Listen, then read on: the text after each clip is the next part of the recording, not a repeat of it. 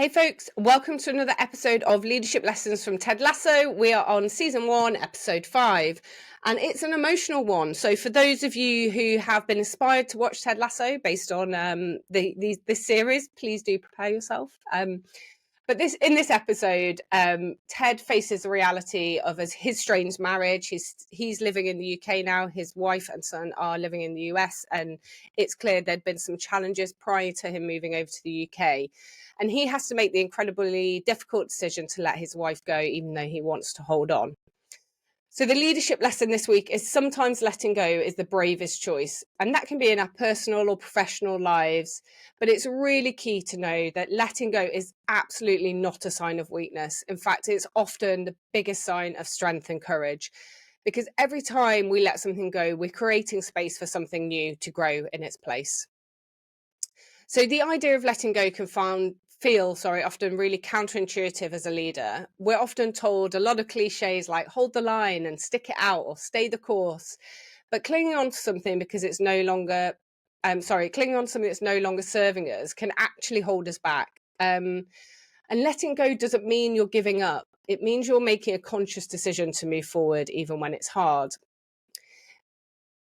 In leadership, what might this look like? So it could be ending a project that's no longer aligned with your goals, or pivoting away from a strategy that isn't working, or letting go of a team member who isn't thriving in their role, even though you know it's going to be a difficult conversation.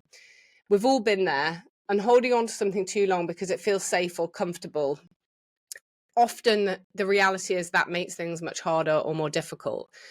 And growth requires us to make those difficult decisions, to let go of things, let go of the old to make room for the new. So how can we know when it's time to let go? So we'll break this down to a couple of practical steps to help you navigate letting go with courage and clarity. So the first is about recognizing the signs. So one of the most important things we can do as leaders is be reflective. It's really important to reflect on what's no longer serving you. Is a project draining or taking more from the team than it's giving or delivering in value?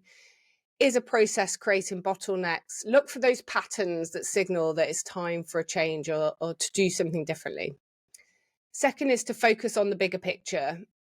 Letting go is much easier when you're clear about your broader goals and why you're making that decision. So you can pause and reflect and ask yourself, is this helping us move forward, or are we holding out based on it being a habit or something we're committed to before? Just because you said once it was the right thing to do doesn't mean it still is now. And leading with empathy. So particularly if this involves letting people go, or a team member who's struggling, approach that situation with compassion. Often it can be the best thing for that individual as well, letting them move on to do something else that's a better fit for them, or where they can thrive in an environment that works well for them. And often when we delay those decisions, it can make things much harder for you, for that individual. You're doing them a disservice, the team a disservice. So lean into those conversations with courage and compassion.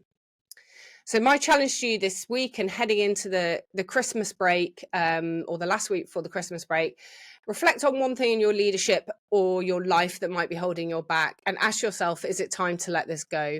And then make one small step towards making that change. If you feel comfortable, share what you're doing in the comments or message me. I'd love to hear about it. But we'll end by saying letting go isn't easy, but it's a really powerful act of leadership, and it shows your team and yourself that you have courage to make the hard decisions for the greater good.